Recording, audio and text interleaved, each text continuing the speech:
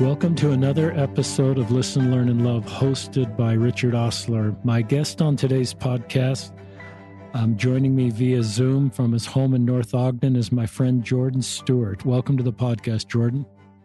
Thanks, Richard.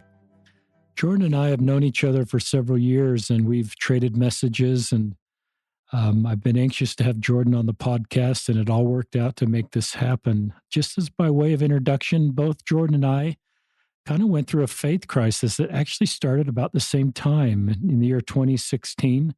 I've talked about in the podcast, I've called that a mini faith crisis, where I worked through that and found a way to stay a committed member of the church. And Jordan will share his faith crisis, if that's the vocabulary he chooses to use, and why he's working hard to stay in the church. And just by more of background, Jordan's married. He's the father of 2 kids, one more on the way. He has an undergraduate from Utah State and a master's degree in communications from Weber State. He's a marketing guy, and he is a marathon runner. And before we started to record, we talked marathons because we both run the Boston Marathon. My qualifying time about 10, 12 years ago was to run under 3:30. And tell our listeners what you had to run to qualify for Boston, Jordan. I ran a 2:59. And a 2:59 what? Tell us the rest of it. The 2:59:54, so just under 3 hours. And that is, for those of you that are marathon runners know, that is huge. And that is your PR right now? Yeah. Will that be your is there any way to beat that, Jordan, at age 30? Can you beat that? I really hope to. I tried about 2 years ago and failed, but it's still something that I plan on doing. And I love to run. I walk now, but I love my running days and the meditation and everything. Jordan, the goal of this podcast, listeners, is if you're in a faith crisis, I think it's good to listen to somebody else in a faith crisis and working hard to resolve that. So Jordan's story is not done. It's not like, okay, now Jordan knows exactly where he is and exactly the answers to everything. A lot of you listeners are probably in the middle of this. Jordan's been in it for 4 years, so he's pretty far along. But I just think it's good to hear from somebody else that's walking this road, and maybe the things that Jordan is learning, he can share with you, and it can help you. And our joint hope also, and Jordan offered the prayer before we started, is that if you're a local leader, a parent, or a family member that have got somebody going through a faith crisis, that there are things that you pick up here that will help you as you're trying to help others. I had no training in my church and work to help people in faith crises, and it's really my own faith crisis that gave me better tools to help others, to be honest. So we just pray this podcast to be helpful. So tell our listeners where you served your mission.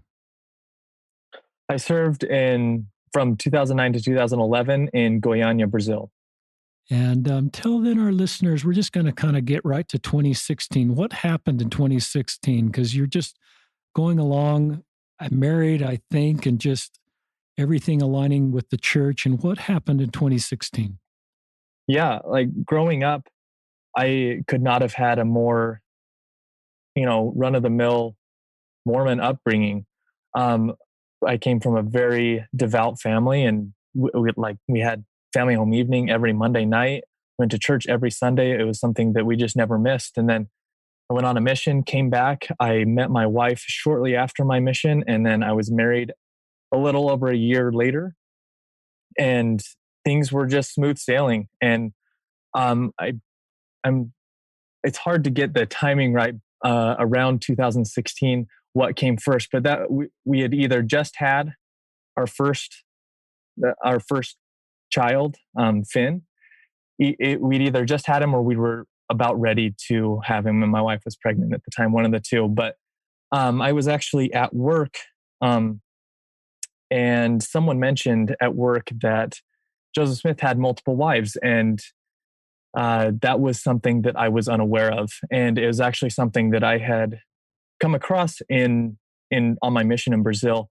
And I thought it was anti-Mormon lies and something that I had argued against very passionately, saying, like, I've been a member of this church for my whole life. If Joseph Smith was a polygamist, it was something I would know.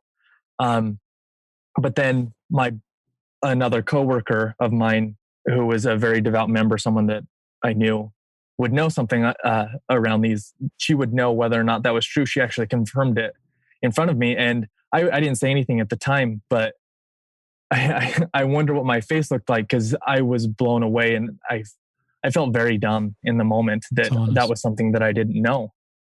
And so I actually, within 24 hours, I made a promise to myself that I would never feel like that again, that I would not go another day of my 26 years of life not knowing something about my own religion, about my own culture. And I love the term you used before we started to record, blindsided. Pretty powerful term. And I love, Jordan, that you just said your desire then to understand was just, I want to understand our history. That's a great motive. There's not a motive here of wanting to find a way to leave the church or not believe. You just, from a purely authentic standpoint and wanting to understand everything about our faith, you just wanted to understand our history and realize you'd been blindsided. That's pretty logical feelings. So just keep sharing with our listeners. You seem like a pretty responsible guy, so you took this pretty seriously. This isn't like I'm going to check this out for 6 hours and check the box and move on. You went kind of on a deep dive to really understand. I did. And, if you don't mind, I fast forward 3 years, it was something that like you said, I went on a deep dive, and it was very deep. And so fast forward 3 years, I actually made a post on Facebook, and it's something that I continue to share with people as I come across them and they have questions about their faith crisis, or someone that they know that went through a faith crisis, because I think it's applicable, and a lot of people that have gone through something similar to what I've gone through will resonate with what I had to say. And so, do you mind if I read that right now? Please. So this is my story of what many call a faith crisis. Spoiler alert, I'm still active in the church, but I'm not the same kind of person I was 3 years ago. If you care to know more about the person I am today, here's my story. Don't worry, you're not going to find the specific concepts that triggered my faith crisis in here. This is just a glimpse into my personal story. 3 years ago, I discovered something regarding polygamy that I had believed, declared, and defended was actually false. I felt blindsided. In the grand scheme of things, it wasn't a huge issue. However, I felt stupid having taught and defended something so adamantly that was in fact false. So, in order to avoid future ignorance, I dug deeper into polygamy. After learning more and more, I realized I had been believing, teaching, and defending something that I knew almost nothing about. I decided I needed to know everything. I no longer felt like I knew what the LDS Church was. I didn't feel like I could continue to put my name on the line for a religion that I didn't know for myself. And so I decided I'm going to be that guy that knows everything about Mormonism. So for the past 3 years, I studied relentlessly. I dove headfirst into what I quickly discovered was a deep, dark hole. There were many times in that first year that I couldn't even function. I couldn't focus at work. I couldn't sleep. All I wanted to do was study the church. What I was learning was consuming me. I tried my very best to stick to the approved materials like the church essays and the church approved books and the other resources found on LDS.org, or now churchofjesuschrist.org. When I branched out, I vigorously researched the sources of all the information I was reading to make sure that I wasn't being lied to. I was determined to avoid all of the, quote, anti-Mormon material. But my world was crumbling. I was deeply depressed, defeated, betrayed, and absolutely furious. For those of you who know me, you know I love running. Running was literally life-saving me through all this. My morning runs on the trails became therapy. I would listen to podcasts, both critical and non-critical of the church. I would listen to various books from Deseret Book on their app. I run for about an hour a day, so that's over 1,000 hours of learning over the last 3 years. There were multiple occasions on my trail runs that I was forced to stop, not from physical fatigue, but because I was emotionally, spiritually, and mentally exhausted. I would find secluded areas and honestly just cry, or I would yell as loud as I could in frustration. I can hardly explain the feeling. I was numb to the world, but I'm on fire. but I was on fire inside. The fire raged inside me for a couple months. Without running, I think I would have gone into a deeper depression or had a complete mental breakdown. The fire left me burned and empty inside. I have tried to rebuild my belief system that the fire engulfed, but it looks nothing like it did before. My new belief system is complicated. It's intricate. Some call it New Order Mormonism, Progressive Mormonism, Nuanced Mormonism, or just unorthodox. After going through all that, I get why people leave the church. In fact, I have tremendous respect for that choice and the people on that journey. Despite what many people think, it's not the easy way out to leave the church. It's the hardest decision many people will ever make. I stood face to face with that decision, and trust me, it's arguably easier to stay in the church than it is to leave it. On the flip side, I also respect people who stay. Living in a paradoxical world is not for the faint of heart. And one thing I do want to make clear is I do not understand nor respect those who vilify or degrade the other camp for their choice to leave or to stay. It is not your job or responsibility to pass judgment on anyone for their journey. As for me and my family, we're staying. I do acknowledge the following privileges that allow me to stay. I'm white, I'm male, I'm an RM, I'm cisgender, and I'm heterosexual. I also have a wife who is committed to our marriage, patient and understanding. Not everyone has those privileges, and I will be the first to empathize with those who have been harmed because they lack any of those privileges. While I've chosen to stay, what I believe does not fit the traditional Mormon mold. I have put myself in a gray area, a middle ground of sorts, no man's land.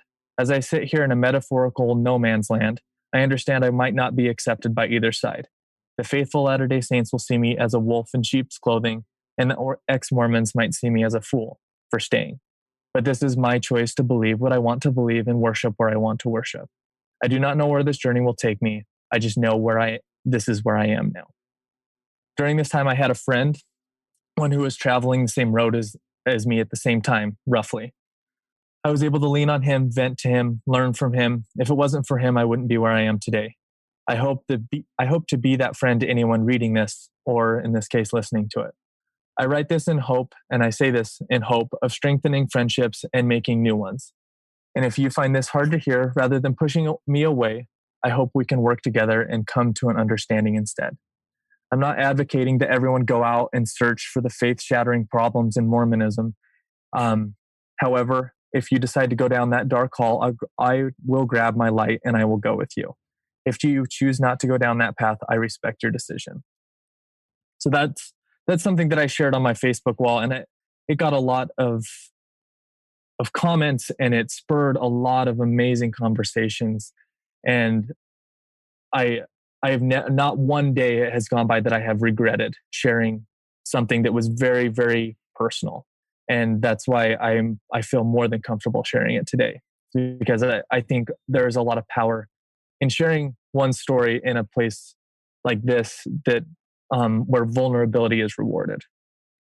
Thanks for sharing that, Jordan. I've read that post, but hearing you share that post verbally and seeing you on my computer screen brought tears to my eyes. I just sense your great heart and your desire to do what's right and your desire to reconcile. And there's something about this running part of your story that just draws my heart into your story, and just yelling and screaming and praying, and as you're just wrestling with this. So I love that you're publicly sharing about your journey, because I think that's helpful to others. Talk about the feedback. I mean, that went out, I think, in September of 2019, and we're recording this in November, so it's roughly been 14 months. Just share with our listeners kind of the feedback and the kind of conversations you're having. You know, I'll nothing negative has come from that post. I'm not going to say it's been the easiest path, but it's something that I feel like I've been able to be somewhat of a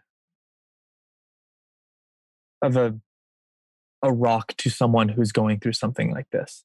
There's so much, like, it's a roller coaster going through something like this, and looking for something steady. I have felt like I've been able to be something like something that someone can hold on to when they're going through this.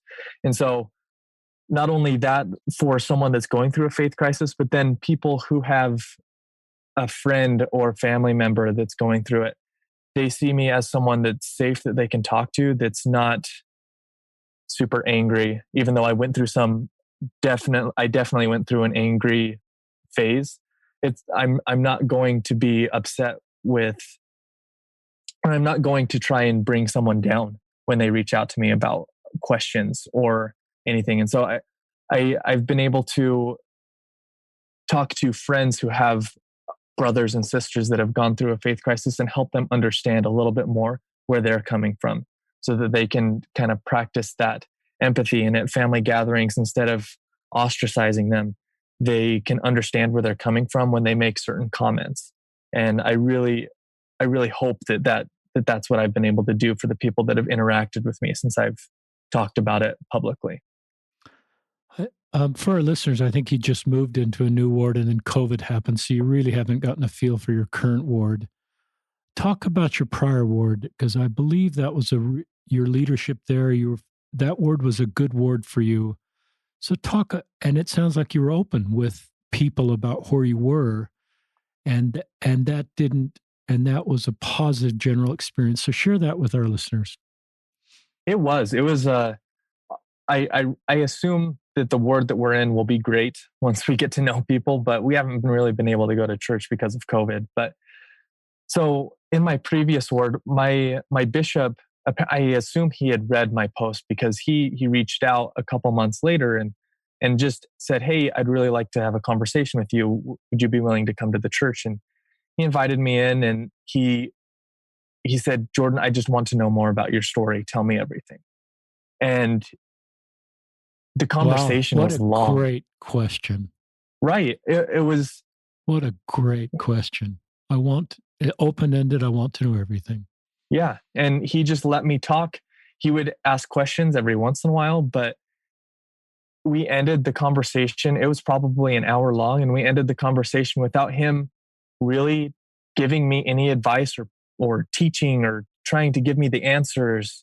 It was just an incredibly positive experience. It's something that I wish everyone that I talked to when I was going through my faith crisis, if they would have done the same thing, just listen and empathize. It it was it was everything I could have asked for from a leader in the church. Did he continue to engage with you? Did you and your wife have callings in that ward? Did you feel a sense of need and belonging, or did you feel like because you were in this other space that people distanced themselves from you? So unfortunately, we were already moving. We had the house that we were building was almost done, and he knew we were on our way out. And I think that also made me kind of a safe person to talk to for him. He was a relatively new bishop, and I was not the only one in the ward that was going through a faith crisis. And I think he saw me as an opportunity. I don't know if it's because of something that I wrote on that post, or if it's just he saw me as a safe person in some other way. But I think I was able to kind of give him a little bit of an insight into some of the other struggles that were happening in his ward. And so, unfortunately, he didn't have the time we didn't have callings at the time, but that wasn't because, like, we had previously been in callings, but we were kind of in between, and then everyone knew we were moving. So I think That's it good. didn't have anything to do with the faith crisis. What advice do you have for local leaders or parents or friends when someone opens up? And just, when you open up to somebody, what advice do you have for them to sort of meet your needs and help you versus add to your burden? You know, I read your brother's book, David Osler's book, Bridges, Ministering to Those Who Question. I would highly, highly recommend that book. Out of all of the books that I've read about going through a faith crisis, that one is at the top of the list. And at the end of the book, he is talking, it's not their real names, but I believe the pseudonym that the guy has is Mike. And he's telling his story. And at the end of the book, David kind of asks him the same question. And what Mike said was just listen. There are I am confident after going through this for 4 years, which is in the grand scheme of things is not a long time, but I am confident that there is no, universal solution to all of these questions. There are no answers to the questions. And so trying to come to someone that's going through a faith crisis, especially in the moment, maybe in hindsight, you can look back and see answers, but in the moment, presenting answers feels like you're not really listening to that person. And so if you can just sit down and listen and validate the struggles and the doubt, even if you yourself are not willing to read the church essays and learn about the topics that they're struggling with, like everyone has their own path. And if that's not your path, I respect that.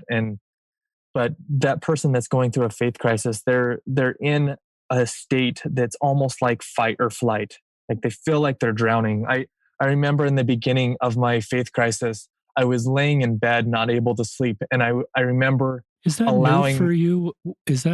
I am assuming that that's a new space for you, just to have all this emotional turmoil. If I had met you in high school or up until 2016, I'm sensing that's just not your world. And this is a completely new experience for you. Yeah. This was by far the hardest thing I had gone through emotionally, spiritually, mentally. It was completely new territory. But so anyways, I would lay in bed and I remember feeling like I was falling, and like that's the only thing I can equate it to. But it felt like the floor had been pulled out from under me, and I was in this situation where everything that I valued, everything that I had grown up believing was in question. And when you're talking to someone in that situation, it's like coming up to a drowning person. You don't try and when a drowning person is flailing all around, you can't get close to that person, or they're because they're being violent. And so you have to kind of just be there for them until they can calm down. And so I know that's not a perfect metaphor, but if you can just listen to that person and validate their struggles, then I think that's the most important thing you can do. Did you question if God existed as part of this? Just when you start, I think most of our listeners understand this. When some questions start, it logically can go all the way down to, the existence of God. Yeah, I think it was brief. It's hard to look back and know just how long I had those doubts. But like you said, it can be a domino effect when you hear about things that were either misrepresented or it feels like you were lied to. Right. Dominoes start to fall. And when the dominoes start to fall in religion, it can't help but come up against the God domino. And that's something that I definitely brought into question.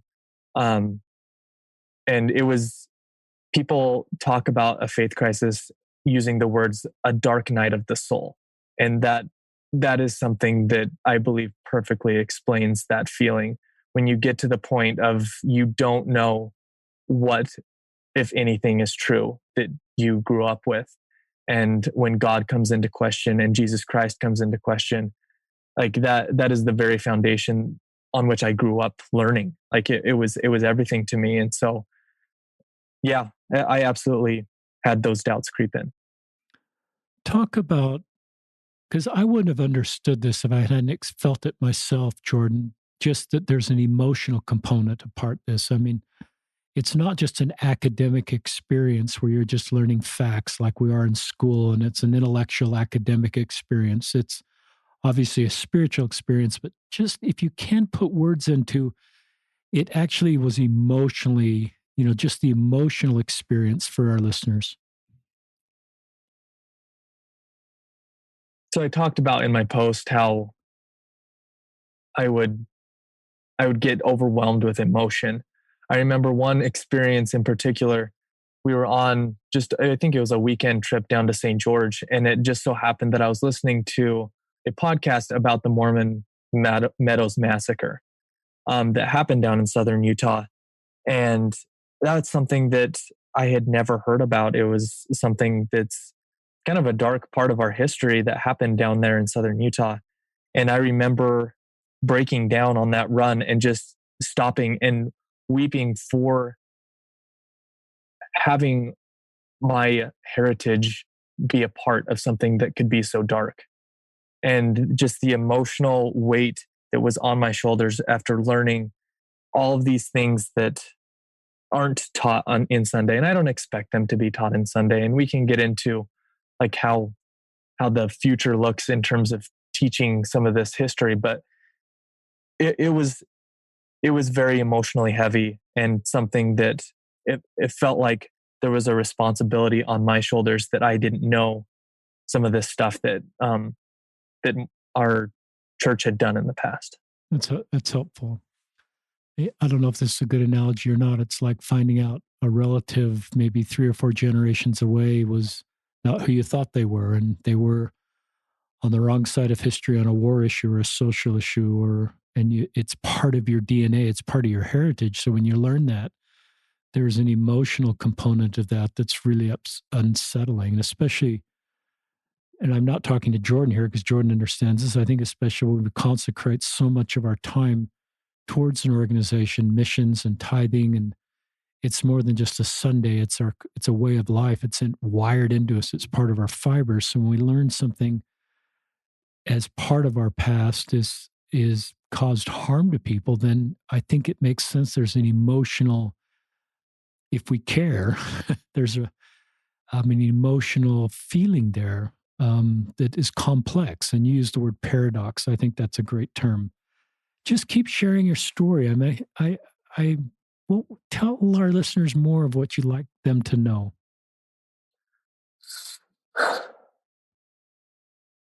Well, that's a very open-ended question, and um, I just mostly what I want to say is, having shared my experience, I want to make room for people who had a different experience. Every faith crisis is as unique as the person who experienced it. So just because I felt so emotional doesn't mean that everyone that goes through what I went through will feel as emotional, or the issues that were big for me, like finding out Joseph Smith was a polygamist. Maybe that is nothing to someone else. Every faith crisis is different, and not everyone goes through as deep of a crisis as I went through. And I'm not saying that I went through the deepest ever, because there are definitely people who have probably experienced something darker than what I went through. But um, there have been certain, going through the crisis, my faith crisis, I've looked for community and for belonging to among groups of people that feel similar to me. Just because when you go to church on Sunday and people share their testimonies, a lot of times I don't align with all of what's said over the pulpit sometimes, and so it's really hard for me to feel like I belong. And so I know there are multiple communities out there for people who are struggling and doubting, and there are a few groups that I feel like are very good, and one of those is Waters of Mormon. It's full of a community of people that are striving to make this work for them in a way that's intellectually satisfying, while at the same time feeling like they're not being inauthentic to who they are.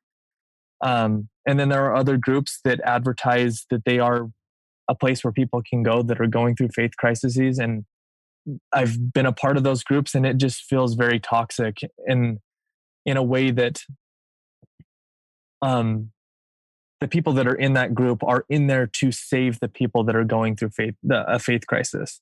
And a lot of times that will backfire. Like I said, I think the best place, or the best thing you can do for someone going through a faith crisis, is to listen to them. And these groups that feel like they're trying to provide all the answers for people are in reality pushing them away, because like I said, I feel like I can be very confident. There are questions that do not have answers, and when you preach that you have all the answers to the questions, it feels like you're not really listening and you don't really understand. And so people will go elsewhere to look for the acceptance and understanding. And a lot of those places are the ex-Mormon communities where they will be more welcoming to the people that have doubts. And I attribute my ability or my desire, my continuous desire to stay in the church to having those communities both online and offline with that friend that I mentioned in my post. Um, he, the communities that I'm a part of online and this person that have been someone that I can just vent to and never feel like I'm being judged for any of the doubts that I have, any of the beliefs that I have, any of the things that I'm struggling with at the time. And that has incredibly been very helpful and healthy for me to sort out my doubts, to sort out how I feel, to sort out what I believe, and how to continue to be a productive member of this church. It's a great answer. It wasn't really an answer. It's just a great part of your story. I like Waters of Mormon too. I joined Waters of Mormon just as my bishop assignment was winding down in about 2015, 2016. And that was a group that provided me with a level of support that no other place could, because I could be honest with how I felt and what was going on. And it really helped me. I'm still a member of that group and continue to see its role, like you've talked about, to help people and be a safe place. And I recognized I could connect with groups outside of the church that could understand some of the things I was processing and feeling. But to your point, I didn't really want to leave the church. I wanted to find a way to stay. I believed in our core restored doctrine. And so that group and just communities, my older brother, who I didn't really realize was in kind of the same space I was. It's interesting, within our own family, I didn't even know my older brother that you referenced his book, Dave, was kind of going through the same things I was. And and he's been a support to me. So I do love the idea of finding community within our church. And it's hard sometimes in our 2 or 3 hour block to find that at church, because it just doesn't, it's not a format for vulnerable, open, sort of these more complicated discussions. And I think we both recognize that the majority of saints want to go to church and just not necessarily have these more complicated discussions. And I've sort of learned that, and I think you're in the same space, that I don't want to sort of complicate their experience with the church by sharing my complicated experiences. That's taken a lot of maturity on my part that I'm still not always there. But I think it was Bruce Haven talked about going around and popping everybody's bubbles with your sort of pop bubble. And I thought that was pretty thoughtful, and it sort of gave me a framework to navigate just that people are going to be in different spaces, and not everybody's going to kind of get or connect with the space I'm in. More thoughts on just that overall idea, Jordan? Yeah, And maybe you could introduce to our listeners Fowler's stages of faith. Yeah. So I believe it was one of your podcast episodes. I think it was Jana Spangler that was on, and she introduced me to Fowler's stages of faith, and I believe it's 1 through 5. But the first 2 are very juvenile, and you kind of go through those stages of faith as a very young person. And then stage 3 is a stage in which everything is in black and white. It's true or not true. It's yes or no. And then stage 4 is deconstruction. And that's where the faith crisis happens. That's when you come across material that challenges your beliefs. It doesn't have to be, and this isn't unique to Mormonism. This is for every religion. It can be every belief that you have. It doesn't have to be even a religious belief. And then stage 5 is more on the universalism side, where you've gone through the deconstruction and you've been able to take what beliefs with you that were fundamental to who you are, but then also bring in beliefs from other practices, from other religions, from other places. And to say that you are always in one stage is not accurate. And to say that one stage is better than another stage is also not accurate. This is when she was talking about this, and since I've studied a little bit more about these stages, it's really helped me. It's like an owner's manual looking into how I work as a human. And it's been really helpful for me to see myself bouncing back and forth, and how I sit in a stage 3 on certain topics, and how stage 4 has helped me get to a stage 5 on certain other topics, and how stage 3 is appropriate in some certain scenarios and certain situations. So I've just really enjoyed Jana Spangler as everything that she has to say, but then also her introduction to Fowler stages of faith, which is a whole another topic. It's not even something that she came up with. She was explaining, I think it's Dr. Fowler that came out with it. You said something really powerful in that segment, Jordan, that I identify with. I wrote it down. It gave me an owner's manual on how I work as a human. That really resonates with me. And I think it helped me just feel like when I was going through this, that this was normal. And it just gave context to all the emotional, spiritual, physical sort of turmoil I went through. And it really helped me. And it just I like sort of models and tools and perspectives and paradigms to sort of navigate what I'm going through. That's how my mind's wired. And it helped me to have empathy for stage 3 people, because there's a lot of stage 3 people in both of our lives. And I wanted at first to kind of pull them to where I was and help them understand all the stuff that I was becoming aware of. And that's a pretty logical, normal thing. But then it gave me just enough tools to say maybe that's okay. Maybe their job is never to be in a different stage. And it doesn't mean they're not progressing. They're not ranked order. If I'm in 4 or 5 and they're in 3, it doesn't mean I'm better. It just means we're just where we're supposed to be. And it's not my job to pull everybody out of 3. Any thoughts on that? Yes, you are explaining it perfectly. I I think a lot of people that go through a faith crisis go into 4, and they get so very upset that the people in stage 3 are not feeling the same pain that they're feeling. And that's where anger can come from. And that's where the toxic, they left the church, but they won't leave it alone. They're sitting in that deconstruction phase, and there's a lot of pain there. And I totally get that. And then a lot of times, once people have left the church, they drop back into that stage 3 where it's black and white.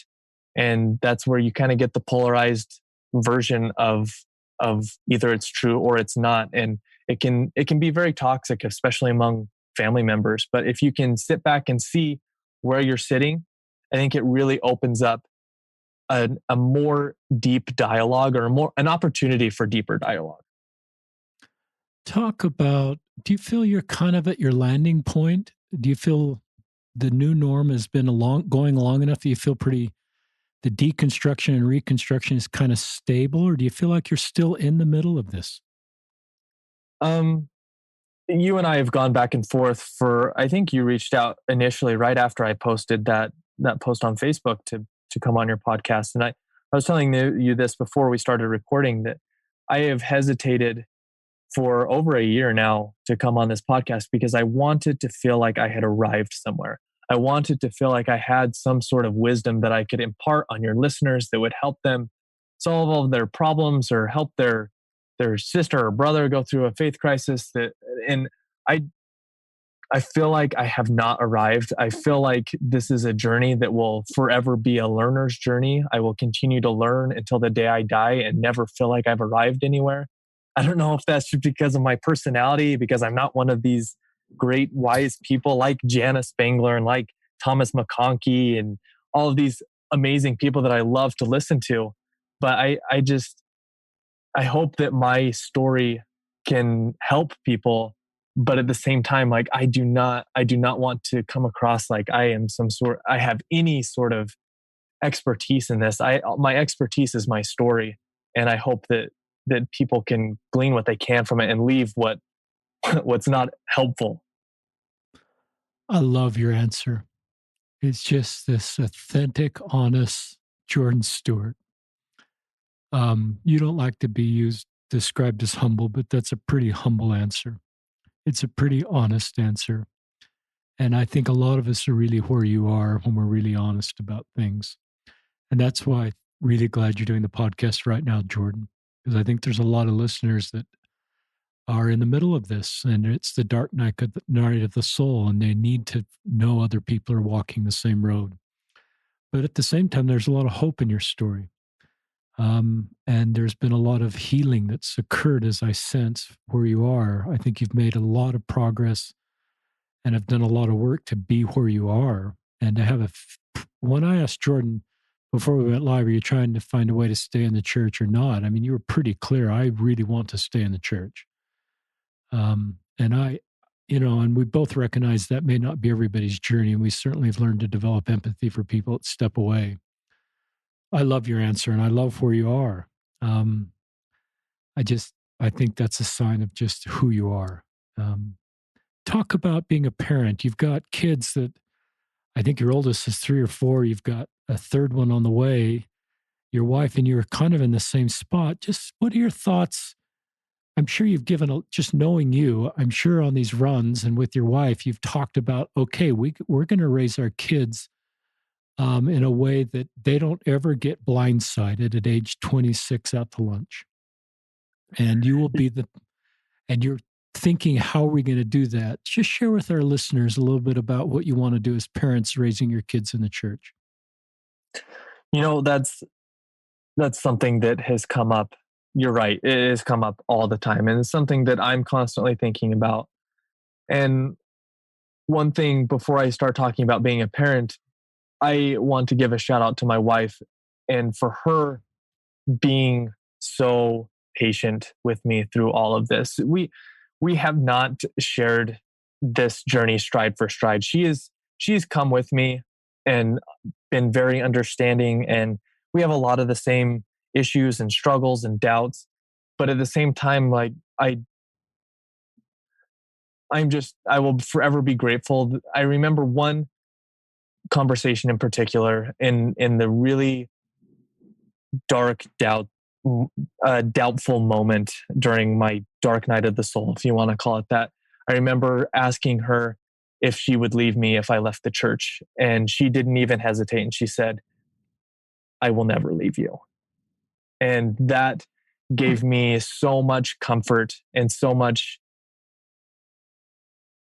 I felt so much love in that moment that I knew I could rely on her and be authentic and be myself around her in a way that would allow me to continue to grow, even if that meant leaving the church. And thankfully, that's not what I wanted, and that's not the direction I'm going. But I, not every not every spouse has been, not every spouse is as patient as she is, and so having her with me and on the same page has been life saving and marriage saving. And even though we don't have the exact same point of view, it's something that we're definitely working on, especially as we talk about our kids and how to raise them and what to do in certain situations, like when they're taught something at church that isn't necessarily lining up with our beliefs as whatever you want to call us, progressive Mormons, nuanced Mormons. I know we're not supposed to use Mormons, but I keep using it. That's okay. Nuanced members of the church. But we have ultimately come down to deciding that we are going to take it day by day, that stressing out about what the future looks like for our kids. We both had amazing childhoods within the church. It's a place that I look back on my years growing up. Yeah, there's some toxic culture that's within the church, but that's within most communities. Like every community is going to have its hiccups and its flaws. And I absolutely loved the church programs and the areas in which I was pushed to go outside of my comfort zone because of the church. And I think it's a great place to raise your kids. And so Carly and I have every intention of doing so, unless for some reason it becomes a place where we don't feel like we can do that anymore. But I love your answer of saying we're going to take it day by day. I think there's actually that's less stressful and maybe creates less anxiety. I'm not a therapist, but from that standpoint, I really like that because you probably don't, if you try to figure that all right now with just young kids, what conversations you have at 15 or 16, some of that's good to talk about, but maybe some of that's just know that we'll know how to talk about it the right time. I love the question you asked your wife. That's a really brave question, Jordan. Would you leave me if I left the church? I'm glad. I think I think it's a fear that a lot of people that go through a faith crisis when they're married, it's something that they have to face because our belief system, our religion is very high demand, and a lot of times this can be a deal breaker in a marriage. And I am just very grateful that she was able to, give me the ability to be my own self and to go on this journey and not hold back in front of her. Yeah, and I love that made her safe for you, that you knew that her love for you was not conditional on you staying in the church or not. And then that's obviously signals to you that you can talk to her about what's really going on. And I think that's part of being, I mean, I do want people to find a way to stay in the church, listeners. I honor people that step away and I don't judge you or worry about you, but this podcast is church supportive. And so I think of things we can do to help people, especially people that want to stay, make it easier for them to stay. And having people that can sort of sit with them, like your bishop did and your wife and others, seems to be a key part of effective ministering. I think the kind of ministering that Elder Holland talks about. Talk about, I have a couple questions. Talk about, would you go back? So it's 2020 and 2015. Um, would you go back, Jordan? If there were a way to avoid this, if Heavenly Father sat you down in 2015 and said, Jordan, there's two paths for you. One is I'm going to keep you protected, if that's the word he used, of all the complicated stuff in the church. So you can just never have this, you never, I don't know what words he used, or I'm going to give you I'm going to create a path for you where you go through what you're going through now. What would you choose? I would, I have no regrets. This experience has, like, I don't want to go through it again, obviously, but um, it has been something that has forced me to grow in a way that it could not have happened in any other way. And I love the faith that I have now. I love the beliefs that I have now. I You use a phrase on this podcast a few times that you don't know everything, but if anything comes up, you're not going to feel blindsided. You're not going to be surprised with the church history and with church doctrine. And I feel the same. I might not know everything, but I feel so incredibly firm in my faith in God, in my faith in Jesus Christ, in my faith in humanity. And I feel like this church is the place where I want to be. And it's a place that I plan on continuing to grow. And so to answer your question, like I definitely would, knowing what I know now, I would take the hard path and go through the faith crisis again. I'm the same way. I could never have this conversation with you, Jordan, 5 years ago. I wouldn't know what to say. I would be uncomfortable with it. I wouldn't know how to process it, and I would probably pull away. And now I'm just glad to count you as a friend and be able to walk the same road with you. And I feel the same way. And I feel less divisiveness with my human family because of my own faith crisis. I see more good. I have less us versus them. I see good everywhere more than I used to see it. I don't have as much fear in my own life as I used to have. It's like, I mean, for me, it's been really painful, but really beautiful. So I wouldn't go back either. But Sundays are harder for me. I mean, some parts of my journey within the church, the Sundays aren't often my favorite day of the week. It's not because I disagree with the doctrine of our church. I just crave the vulnerable discussions that like this podcast gives me or other And I recognize that that's what church is going to be and needs to be for Latter-day Saints. And there's some people in my ward I can have this kind of discussion with, and that's fine. I'm just coming to peace with that. I Talk. think it Go ahead. I think it's important to meet people where they're at. I I would never be blunt or crude or try and bring anyone, like you were saying, kind of bring someone through that stage 4, through the deconstruction. I think I find value in talking with people that are still in that stage 3, that still have the beliefs that I had 5 years ago. It's still, you can still have an intellectual conversation, and I still believe 90% of what they do, and I should say we share 90% of our beliefs, and just this 10% is just something that is enshrouded in doubt, and it's just something that will be a part of me for as long, or for the foreseeable future at least. Talk about core doctrines that just are, for me, there's core kind of dominoes or anchors. Talk about those things for you, and any that are unique to the church that keep you kind of anchored into the church after everything you've seen and gone through.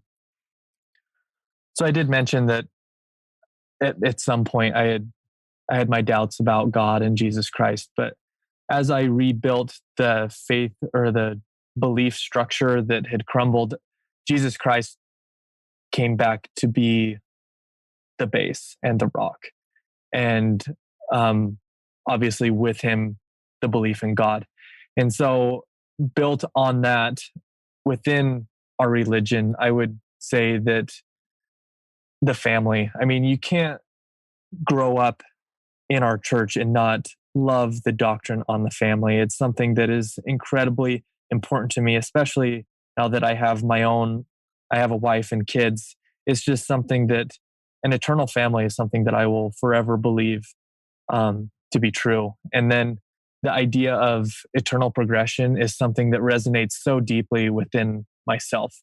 I mentioned going out and picking little pieces of truth from other religions, like, or or belief systems. I love the idea of being present from Buddhism, but then tying that in with the idea of eternal progression within Mormonism, and finding a happy medium there, a marriage of the two. Because I think a lot of times in the church, we're so busy and we're demanded in so many ways that we forget to slow down and be present. And that's something that Buddhism does very well. But then I also love the idea of focusing on going in a specific direction, being on the path, getting somewhere. And so the eternal progression is something that I will forever take with me as well. I love those. You just talk directly, and you've done this already a really good job. Just talk directly to listeners that are, talk to you, your 2016, 2017-year-old self. That's 3 years ago. Just talk what you'd say to your 2016, 2017-year-old self, because there's a lot of people listening that are right there right now. I would tell them that they are definitely not alone. I would tell them to continue to search and to find everything that they can, but to do so with an attitude of trying to stay in the church. I know it can be hard, and it feels like there are no answers, and a lot of times there aren't answers. I mean, that's what faith is for. Um, but the path ahead of you is not going to be easy, and it honestly never really gets easier. But learning how to balance your beliefs and your doubts, and finding faith in those doubts, if that makes sense. Like, I look at faith, and faith by its definition has doubt in it. If it's knowledge and certainty, then it's not faith. And our religion is based on faith. And so understanding that having doubts is okay, and that other people have gone through this journey and they've come out the other side, and they're still a member of the church and still actively engaged and wanting to be a part of the religion that you grew up in, or maybe that you're a convert to. It could be either, but um, I would just plead with them to try to make it work, because I believe it's worth it, and I sure need the company. I need more people that have gone through this and have the desire to make it work, and the desire to find a place and belonging within this beautiful religion and this beautiful culture that we have. It's a great answer. Our listeners, one of the podcasts that Jordan's reference is Janice Spangler. It's episode 144.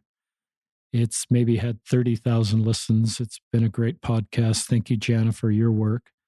Another good podcast that hasn't come up, but it's my favorite podcast probably on deconstruction and reconstruction is Jared Halverson, an Institute teacher, 259, sort of talks about this deconstruction and how far it goes down, and can it go right down to the very basis, like your belief in God and Christ, and then the reconstruction that Jordan's and I have both been doing to get to our new norm, our new steady state. So I just think, more Latter-day Saints are going to be where you are, Jordan. I think, I just look forward to your role in the church and the young men, if you're a young men's leader, or if you're in a YSA assignment or a Sunday school teacher, and just the fact my grandkids could be in your area one day, and I would be grateful for you and your wife and your role. And I think we'll learn how to talk about these more complicated things and have more vulnerable discussions at church, because my feeling is a lot of members are craving these kind of discussions within the walls of our church. And we just need to mature to a place where we can do this, because then I think we just bring people together. And I've felt, listeners, you've heard me talk about this. One heart and one mind doesn't mean that we all feel the same about polygamy or about blacks in the priesthood, the church's stance on LGBTQ. I think we need to create space for people. There are people in our church that feel we have a racist past and we need to apologize for our racism. There's people in our church that do not have a testimony of polygamy. And I just think that shouldn't be a purity test to feel welcome in our congregations, and be one heart and one mind means we have the same desire to come into Christ and bring others with us and to connect them with the healing power of the atonement. That's the core. And if we create these sort of litmus tests then I think we just divide and we get small. It's instead of, bringing people with us and honoring where they are, even if we don't feel the same way about other issues. I've learned to be at peace with people having lots of different feelings about lots of different things that I don't agree with. And that just takes challenges, but I think it's just part of, is it Moroni 7? That's just charity, the description of charity. Love unfeigned, long suffering, easily not provoked. And I just think what you're teaching us, Jordan, is to really own the doctrine of Christ and apply it in our lives in these type of situations and creating space for others. Along those lines, I believe it was Uchtdorf who said that there is no sign on our buildings that says that your testimony needs to be this tall to enter. And I think that is exactly what you're getting at there. That It doesn't matter what doubts you have, how many doubts you have, there should be a place for everyone in the church. It doesn't matter what you look like, what you believe, or what you doubt. We should all feel comfortable in the pews on Sunday. What did that talk mean to you when you first heard him say that? Did you hear that before 2016? I don't know when he gave it. Maybe he gave it after 2016. Do you remember what that meant to you? I can't remember when he gave that, but I recently have gone back and read at least an excerpt, because I know there's a little bit before that, and it kind of leads up to that quote. And,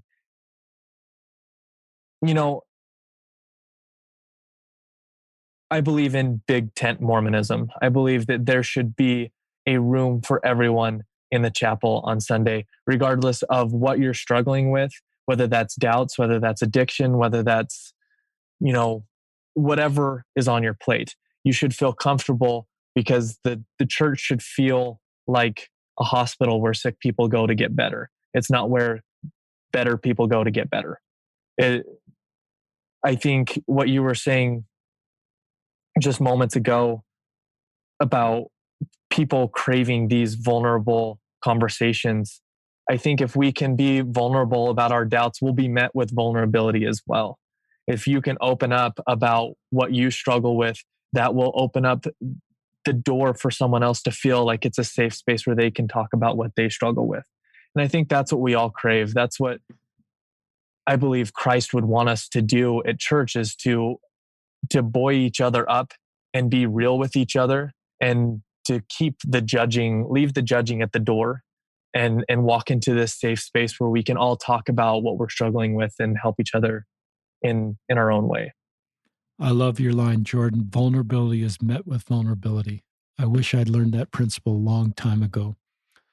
And even as a parent, I've become more vulnerable with our kids are like 19 to 29, six of them. And I've learned that is a parenting skill I would never have thought it would be good for me as the parent to be vulnerable with my own kids about things going on in my life, and that they would somehow look less at me as a parent, or if I were in a church assignment. But I really agree that what you're teaching and sharing, because vulnerability is met with vulnerability, and then we're able to help and heal each other. I just, I'm speaking to Jordan here, but I'm speaking to everybody. I think you're a millennial. I get confused on these age groups. Jordan's nodding, but I just think you guys and gals, men and women, are the future of the church.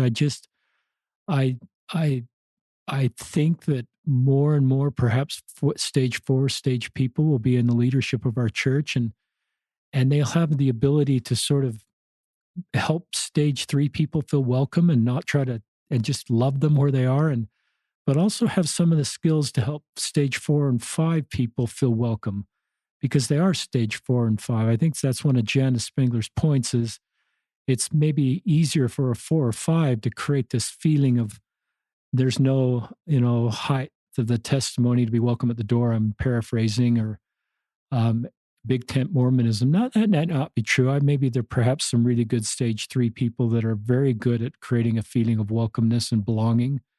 But I do come back to this feeling of I have a great deal. I support our leaders, support and sustain our current leaders, but I believe that some of the ways we're going to get to the finish line on some of these issues is your age group, Jordan, um, because you've had to learn about these things that I was never aware of at your age, and you've had to go through the dark soul of the night earlier. I went through it in my mid 50s. You went through it in your mid 20s, and you've got a lot of years on the other side of this to help people in a way that you would never help. And you're going to have paydays. And this is speaking to you listeners, where you're going to be able to go with somebody, and you've already done this, Jordan, and meet them where they are and have the skills to be able to walk that road because you've walked that road. And those are some of your greatest paydays in the middle of the dark soul of the night. And it's going to make it all worth it. And I felt some of that in my own life. So I have great hope for the future of our church and the future of making congregations more welcome, and the kind of parents that you and your wife are to your kids. Any concluding thoughts you'd like to share with our listeners?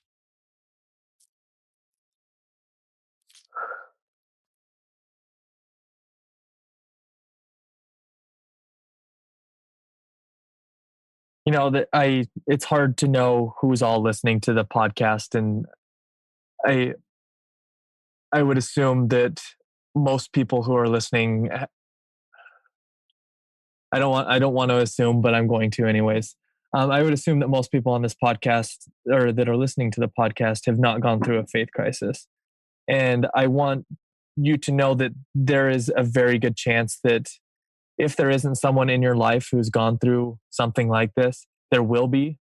And there's a good chance that someone's already gone through it and they just haven't felt comfortable to talk to you about it. And having conversations, having difficult conversations, bringing up difficult points, difficult topics, this will open the door to allow people to feel like there is a place for them in the church. Having these hard, difficult conversations and opening up with vulnerability for yourself will allow people to feel like there's a place for them, both at your Thanksgiving party or next to you at church.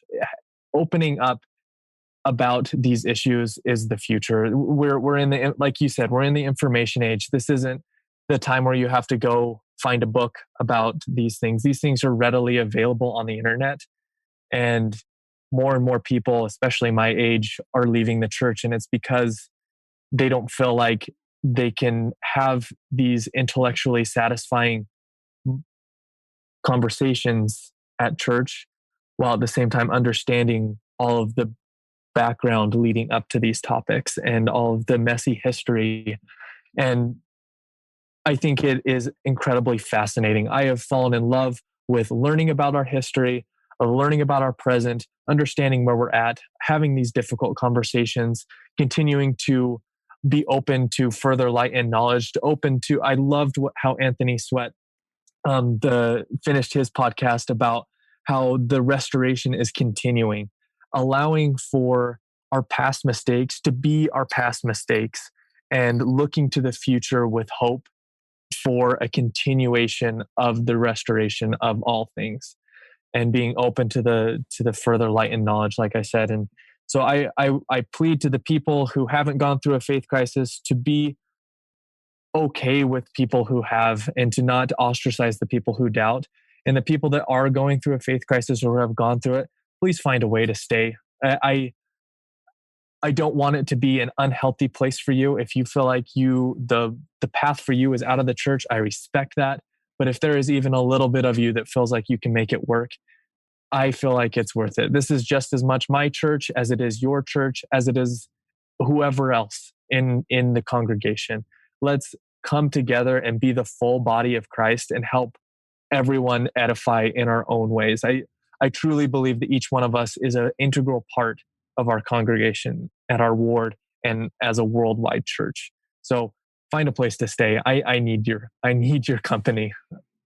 It's a great closing statement. I think of one of our prior bishop's scriptures, Jordan. He talks, our hearts are knit together somewhere in the Book of Mormon. And I just think you described that. But to have our hearts knit together, to me, that's not all the same type of yarn and not all the same fabric and the same color. And it's all the beautiful diversity you just talked about knit together as the body of Christ. So, yeah, we need everybody kind of where they are to feel welcome. And all your voices are equally needed. Men, women, young, old, lots of church experience, no church experience, faith crisis, never faith crisis. All those voices are equally important and should be valued. So I love the way you just shared that. So this has been a great podcast, Jordan. On behalf of all of our listeners, we just thank you for coming on and sharing your story. Your Facebook post really moved me. We'll probably link to that in the podcast description, assuming it's a public Facebook post, and so more people can read that and connect with you. And just thank you, Jordan Stuart. Keep running marathons and keep being you. The world is a better place with you. And thank you, our listeners, for listening to another episode of Listen, Learn, and Love.